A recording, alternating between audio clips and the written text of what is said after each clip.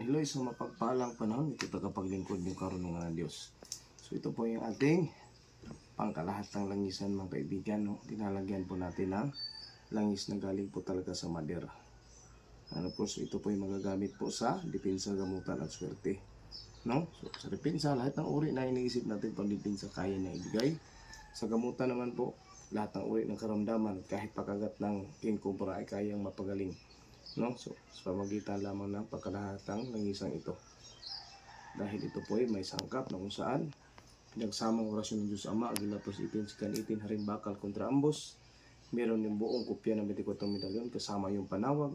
At ang mga orasyon na hindi mo na kailangan iusal pagkasat ito'y suot mo lang lagi, ikaw ay maliligtas. Pagkatapos yan ay meron pong muntian ng lupa, tubig, hangin sa kaapoy, mga pangkabal, lunas baging, lunas kahoy, tambaluling baging, tambaluling kahoy, at ang mga palipas na kahoy, at iba pang sangkap na maaaring makatulong sa kaligtasan ng isang tao. Yan po ang ating pangkalahatang langisan. At mapagpalang panahon po sa ating lahat.